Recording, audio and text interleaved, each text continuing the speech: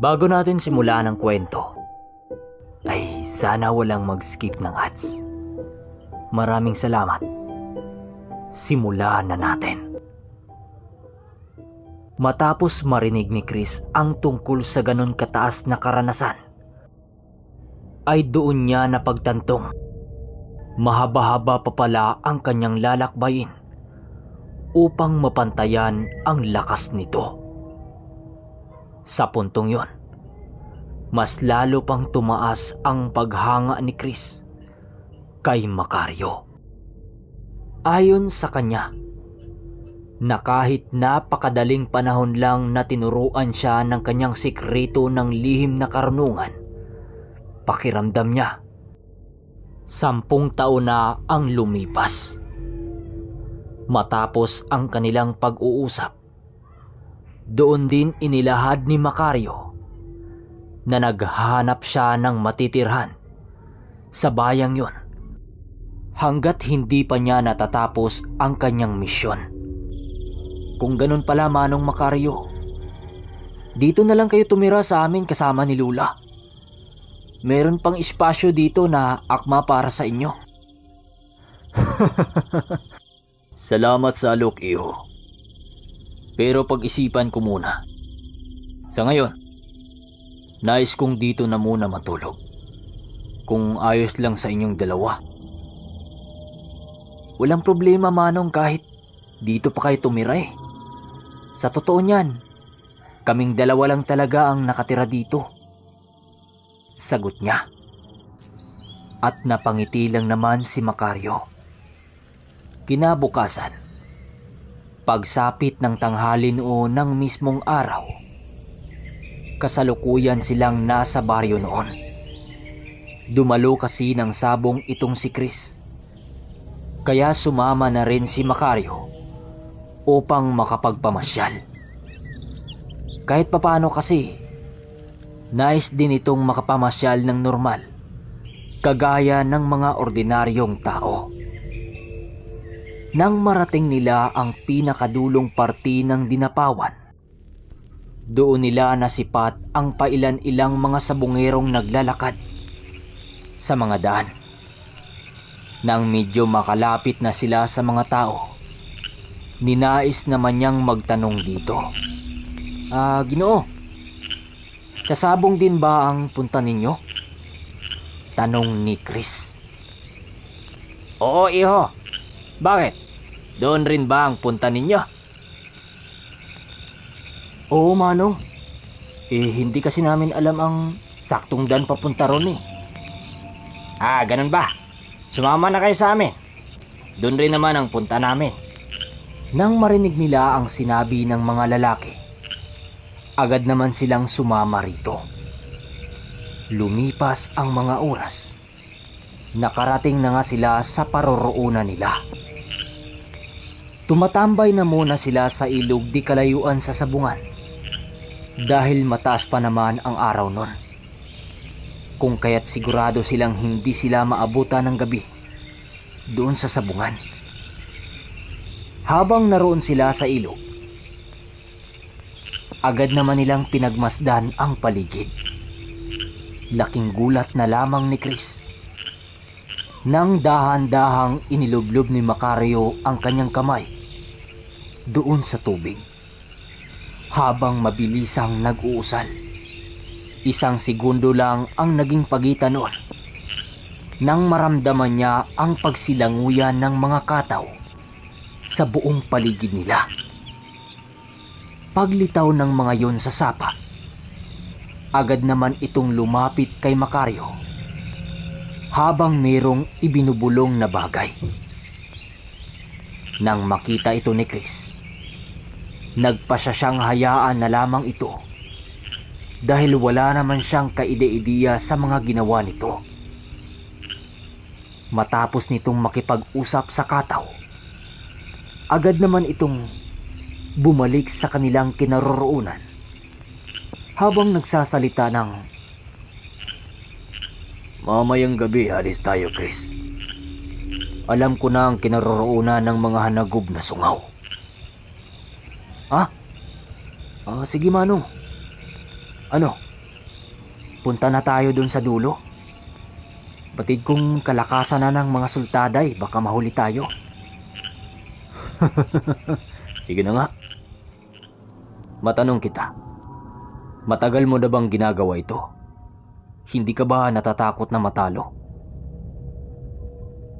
Hindi naman manong. Siguro matagal na rin akong nagsasabong. Bilang pagharap ko sa mga kapwa sabungero, may ibang dahilan pa bukod dito. Wika niya. Subalit nagulat siya sa sinagot nito. Alam ko. Kaya nga talagang hindi ka natutunugan ng ibang malakas na lahi ng mga aswang. Dahil sa estilo mong yan. Matagal ko ring nakasama yung lolo mo nung nabubuhay pa ito. Ganito din ang estilo niya sa paghahanap ng mga kalaban. Parang ikaw lang Ganun ba, Mano? Ngayon ko lang nalaman Sagot ni Chris. Bakit? Hindi ba ito naikwento ng lola mo? Hindi Hayaan mo na. Pero ngayon, pagkakataon mo nang malaman. Alam kong alam mo kung anong mga nilalang ang nakihalubilo gaya ng lugar kung saan tayo ngayon. Mag-iingat kayo. Dahil minsan,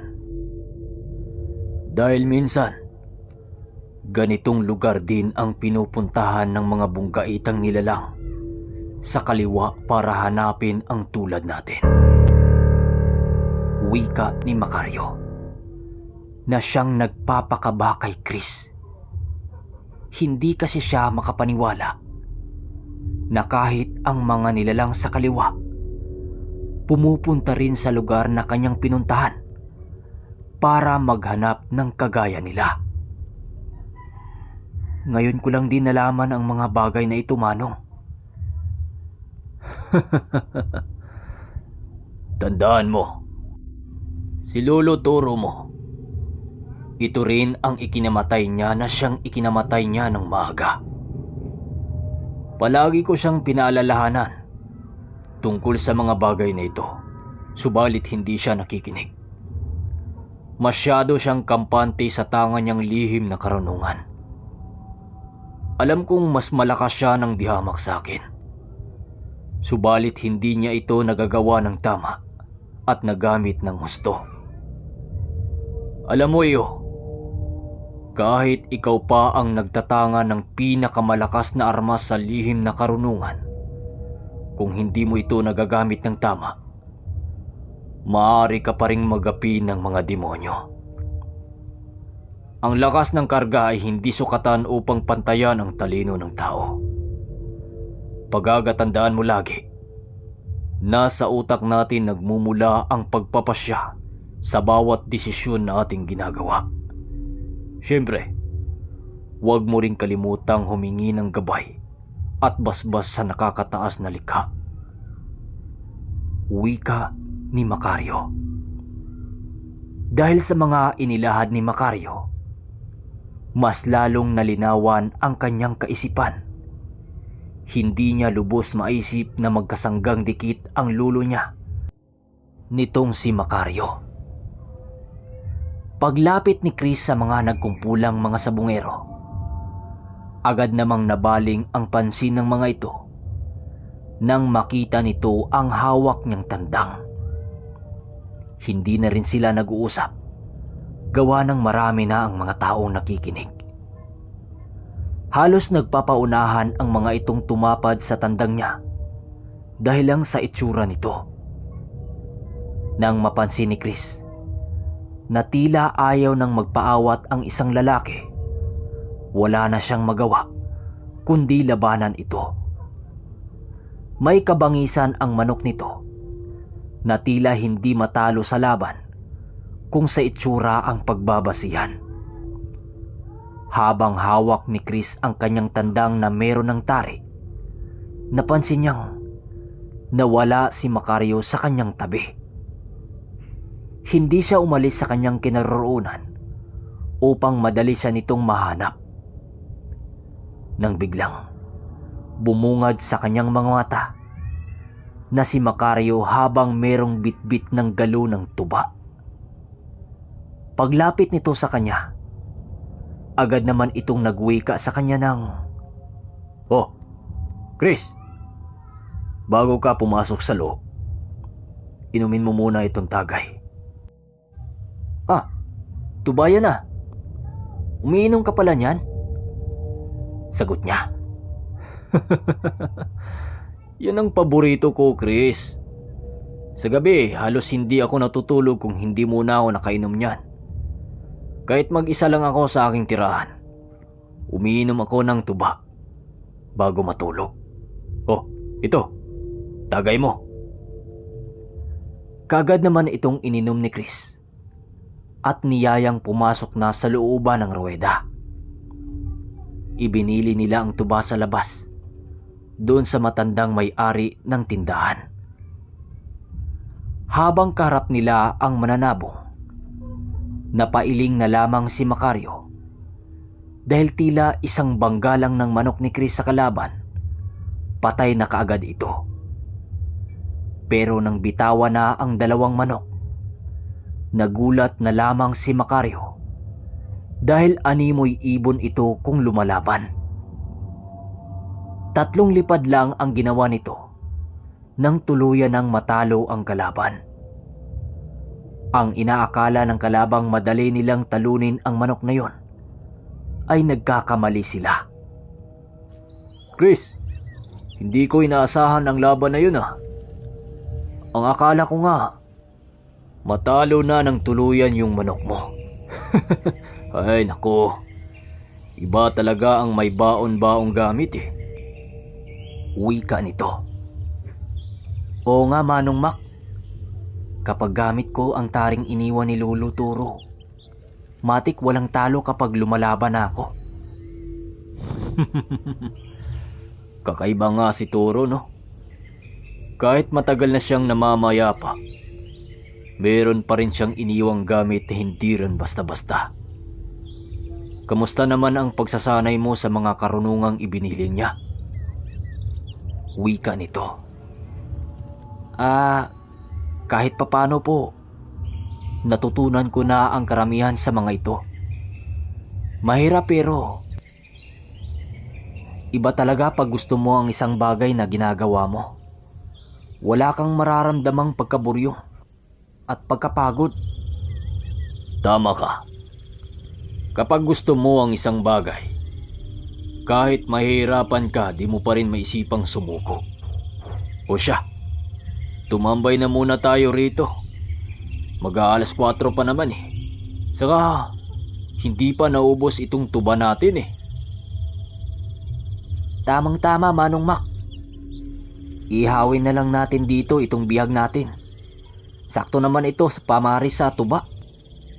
"Oo ba? Tama lang din na nagawi ako sa lugar na ito, iho. Dahil mararanasan ko palang ganito. Ang saya." Nang mga oras na yon, tila ba nawala sa kanilang mga isipan ang mga gagawin nila kinagabihan. Halos maubos nila ang isang galo ng tuba kahit dadalawa lang silang umiinom dito. Hindi nila alintana ang lasa nito dahil na rin sa sarap ng kanilang pulutan at sanay na rin sa pag-inom ng tuba. Sa bawat baso ng tuba, sinasabayan ito ng mga kwentong nakakapanindig balahibo mula kay Macario. Hanggang sa sumapit na noon ang alas 5 ng hapon at dahan-dahan nangang nawala ang mga tao sa lugar. Halos silang dalawa na lang ang natirang tao sa lugar na yon, habang magkakaharap sa isang siga habang nag-iinuman. Habang nag-iinuman, biglang natigilan itong si Chris nang may kung anong nilalang ang dumapo sa kanilang paligid. Maya-maya pa, tila may kinakausap itong si Macario nang biglang magwika ito sa kanya ng, "Tara na Chris, Ito na ang oras na binigay ng mga katao para hagilapin natin ang mga sungaw na hanagog. Kasabay ng pag-uwi nito, ay siya namang mabilisang paglakad nila pabalik sa baryo nila Chris. Pagdating nila roon, kubain lang naman sila ng kakaunting hapunan dahil na rin sa kabusugan nila sa kanilang lakad. Hindi na noon pinapasama ni Macario si Chris, subalit nagpupumilit ito. Sa pagbagtas nila sa daan papuntang Bucari, doon na dahan-dahang nagbago ang simoy ng hangin. Hindi pa man sila nakarating sa kanilang baryo, bigla naman silang naantala nang makakita sila ng 3 puno ng saging sa daan. Manong, paano nagkaroon ng saging sa gitna ng daan? At hindi ordinaryo ang pagtubo nito. Shhh! Huwag kang maingay. Minarkahan tayo ng mga aswang.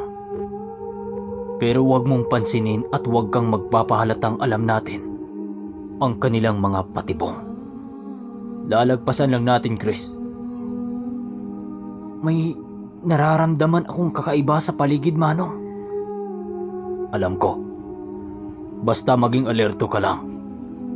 Teka, ano yun? Parang may nakasunod sa atin ah. Tama ka, Manong. Handa na ang mutya. Humanda ka na rin. Teka, ano yung lumitaw sa kamay mo, Chris? Karit ng mga anino ng engkanto? Aba, kaya pala gusto mong sumama sa akin ha? Dahil may ipapakita ka. Sige, hayaan kita ang paghahanda mo. Para naman masaksihan ko mismo ang pag-unlad at maging ang kakayahan mo. Teka, saan ka pupunta, Chris? Bakit ka bumaba ng kabayo? Susugurin ko na sila, Manong. Sige, basta mag-iingat ka ha. Wika ni Macario at wika rin naman ni Chris habang nananakbo papunta sa mga kalaban. Paghataw niya sa karit ng malagulok sa mga balbal, agad kumalas sa mga balbal ang kanilang mga sariling ulo. Ang kulit nyo. Ayan, yan ang tinamo nyo. Teka, napakaraming yapak sa paligid. Manong, sundan mo ko. Ang daming mga balbal na nakapaligid sa atin. Sigaw niya subalit hindi sumagot si Macario. Manong? Manong Macario! Huwag mo kong iwan dito! Shhh! Huwag kang maingay dyan. Normal lang ang ginawa nila dahil pumasok tayo sa kanilang teritoryo. Wika ni Macario sa kanyang gilid na halos hindi niya natutunugan. Manong, saan ka dumaan? Hindi kita nakita. Gulat na wika ni Chris. Chris, makinig ka. Dahil sa pagpasok natin sa kanilang teritoryo, mag-aaklas ito ng digmaan laban sa ating dalawa. Humanda ka. Marami sila at papasugod na sila sa atin. Nang walang ano-ano, nang biglang lumitaw sa harapan nila ang maharlika ng mga diwata at ng berdugong tikbalang. Halos mamangha itong si Chris dahil pumapalibot din sa kanila ang matataas ng uri na kawal ng mga engkanto sa kanilang kinatatayuan para sila'y maprotektahan. Chris, huwag mo nang gamitin ang mutya mo. Kinakailangan natin ang abilidad na yan kapag kaharap na natin ang sungaw na hanagog. Wika ni Macario. Aking mga kaibigan, salakayin niyo ang mga kalaban. Pag-uutos ni Macario, sa maharlikang diwata.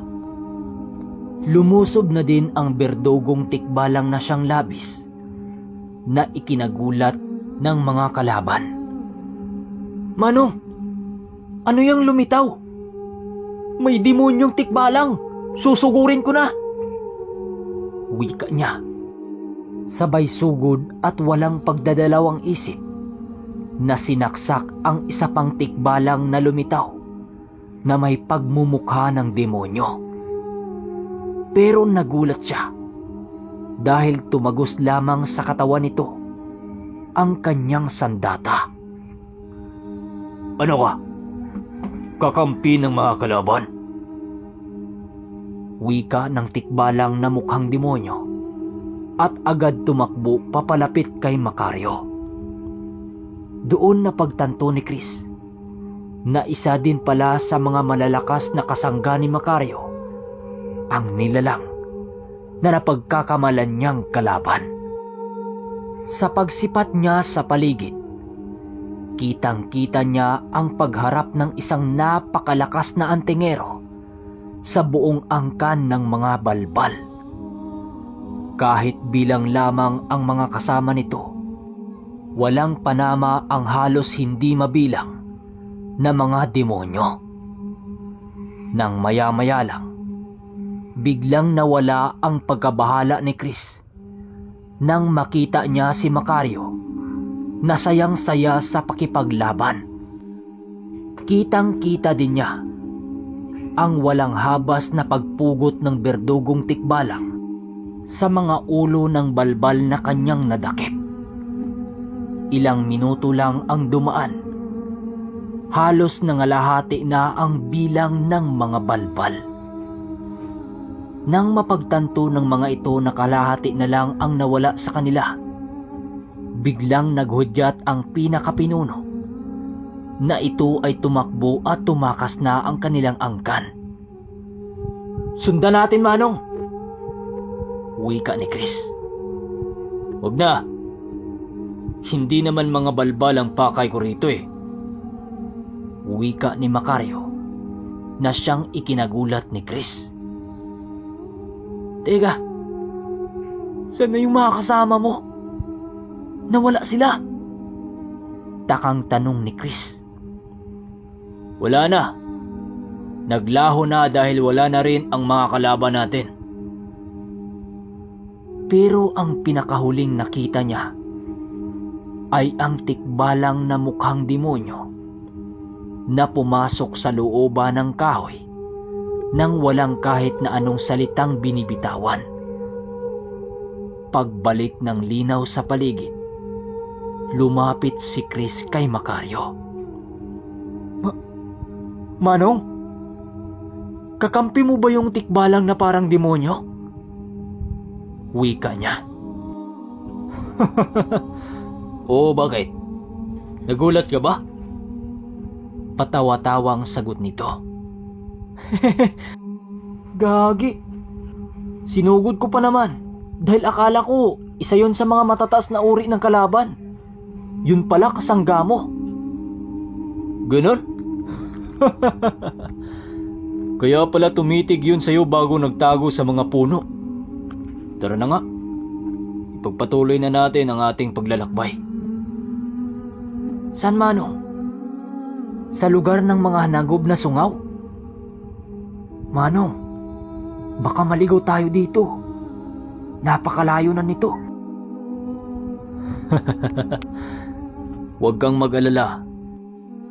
Ang berdugo ang bahala para hanapin ang kalaban natin." Makalipas ang mga oras, nakarating na nga sila sa lugar.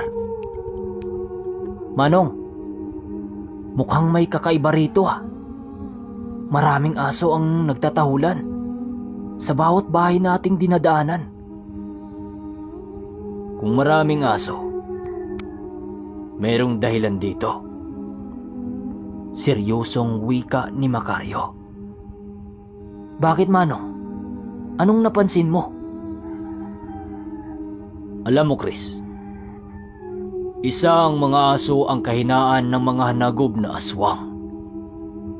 Hindi dahil sa nakita sila ng mga ito, bagkus ito ang simbolo ng kanilang pagtatalo. Ho? Pagtatalo ba? Anong koneksyon nun sa mga hanagob? Pabalang na sagot ni Chris. Gusto mong malaman?